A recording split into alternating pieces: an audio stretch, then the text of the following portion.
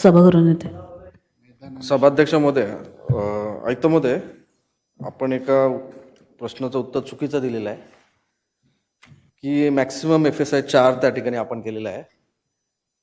URSच्या आपल्या 14.8.6 मध्ये मिनिमम हा 4 ठेवलेला आहे.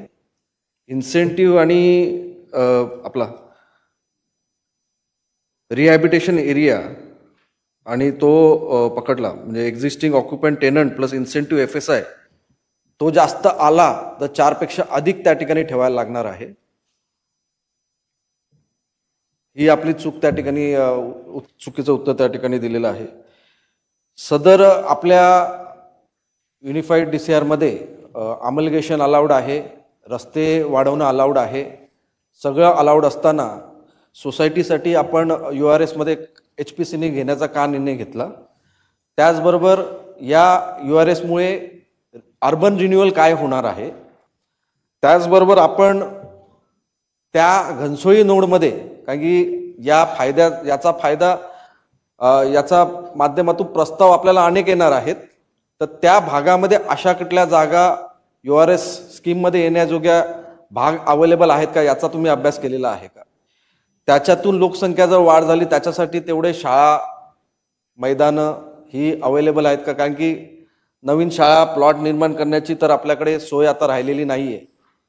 आणि ज्या प्रकारे URS ही स्कीम ही जास्त करून अनधिकृत बांधकाम आणि दाटीवाटीचं क्षेत्र यासाठी केलेलं आहे. मग तो उद्दिष्ट जो URSचा मूळ उद्दिष्टला याला बगल देण्याचं काम या ठिकाणी होते का. नॉर्मल रिडेव्हलपमेंट इथे होऊ शकत नाही म्हणून URS मध्ये जातात ते हे उत्तर त्या ठिकाणी द्यावे.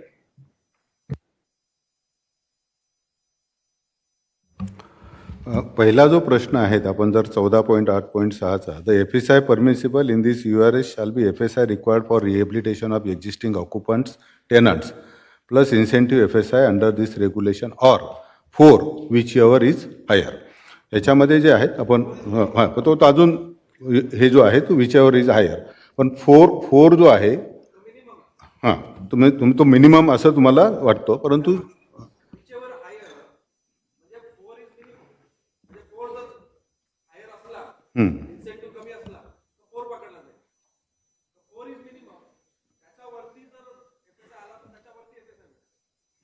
सध्या अजून तरी तो ज्यावेळेस प्लॅन येतील त्यावेळेस आपल्याला कळेल की किती जातोय. हां ठीक आहे, आपला जो आपण म्हटलं मी त्याच्यामध्ये दुरुस्त करू. I am correcting it.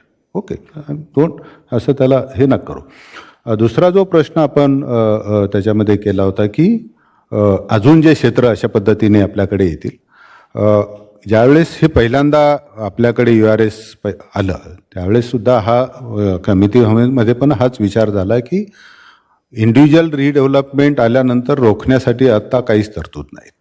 कारण 30 वर्षाची इमारत झाली आणि ती डायलॅपिटेड आहे किंवा नॉन डायलॅपिटेड आहे, ती तुम्हाला कंपल्सरी ज्या सोसायटीचा ठराव आला 79चा प्रस्ताव आला की आम्हाला रिडेव्हलपमेंटला जायचं, तर महानगरपालिकेला त्याला म्हणजे नियोजन प्राधिकरण म्हणून रोखण्याला काही त्याच्यामध्ये हे नाही. येतो मी त्याच्यावर येतो. आणि मी अगोदर पण माझ्या उत्तरामध्ये सांगितलं की ज्यावेळेस हा प्रस्ताव आमच्याकडे रिडेव्हलपमेंटच्या मध्ये आला होता त्यावेळेस सुद्धा पहिल्यांदा समितीने तो घेता येत नाही त्या ह्या कारणास्तव, कारण 30 वर्ष झालेले नाहीत, ही अट पूर्तता होत नाही. परंतु ज्यावेळेस नियमामध्ये बदल झाले त्याच्यानंतर हा प्रस्ताव पुन्हा आमच्याकडे आला, बरोबर का नाही. त्यामुळे ह्या दोन्ही आपले जे प्रश्नाचे हे आहेत. आणि माझ्या ज्या वेळेस आम्ही आता सर्वच विचार करतो ज्यावेळेस हे प्रस्ताव अशा पद्धतीचे यायला लागले त्यावेळेस हा निश्चितपणे महानगरपालिकेसाठी राहणारा विषय आहे की आपल्याला individual redevelopment versus cluster URS याचा आपल्याला निश्चितपणे विचार हा करावा लागेल. कारण इंडिव्हिज्युअल रिडेव्हलपमेंटमध्ये महानगरपालिकेला 3 FSI ॲड करून तुम्ही काहीच ॲड करू शकत नाही. इथे कमीत कमी तुम्हाला 10% ॲम्युनिटी स्पेस याच्यामध्ये वाढवून मिळते आणि 10% रिक्रेशनल ओपन स्पेस पण मिळते. या हो महानगरपालिकेला हे दोन्ही जागा महानगरपालिकेला, रिक्रेशनल ओपन स्पेस पण महानगरपालिकेला मिळणार आणि ॲम्युनिटीजसुद्धा महानगरपालिकेला मिळणार 10%. ज्यावेळेस आता जर मी जसं अगोदर पण सांगितलं की 2,000 हजार स्क्वेअर मीटरच्या प्लॉटवर आपण आता ह्या रिडेव्हलपमेंट करत बसलो तर 3 FSI वापरला जाणार. याच्यामधून कुठलेही ओपन स्पेस येणार नाही आणि कुठलेही अम्युनिटी स्पेससुद्धा महानगरपालिकेला त्याच्यामध्ये मिळू शकत नाही. त्यामुळं URS सध्या तरी प्रथम दर्शनी जर बघितलं तर ह्या 2 गोष्टीची FSI वाढून मिळतो, परंतु त्याच्याचबरोबर काय होतं की आपल्याला क्षेत्र पण ओपन स्पेस आणि हे पण मिळण्याची त्याच्यामध्ये शाश्वती ह्याच्यामध्ये नियमामध्ये तरतूद आलेलीच आहे. सन्माननीय नाही, अम्युनिटी स्पेस ज्यावेळेस येतील त्याच्यामध्ये शाळा येणारच ना. अम्युनिटी स्पेस नाही, आता याच्यामध्ये बघा की हा जर आता एक उदाहरण ह्याच केसचा जर संबंध केला तर मला वाटतं 67,000 स्क्वेअर मीटरचा प्लॉट आहे. तर जवळजवळ आपल्याला ह्या दोन्हींची जागा जे आहेत त्याच्यामध्ये 7,000चा जर प्लॉट मिळाला तर 7,000वर शाळा येऊ शकते ना. 7,000 स्क्वेअर मीटरचा जो आहे 6,700, बरोबर की नाही. त्याच्यामुळे आपल्याला तो नाही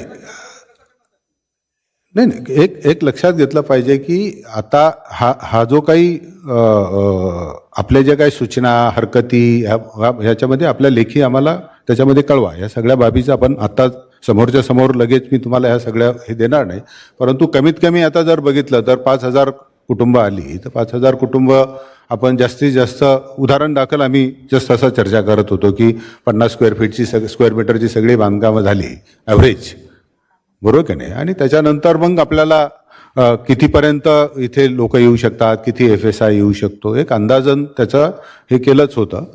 आणि एवढी जी कुटुंबं आहेत त्याच्यासाठी लागणारी शाळा, हॉस्पिटल ह्या ज्या अम्युनिटी स्पेसमधून आपल्याला मिळू शकतात, नाही मिळू शकतात, आणखीन वाढीव पाहिजेत, याच्याबाबत निश्चितपणे हे करता येईल.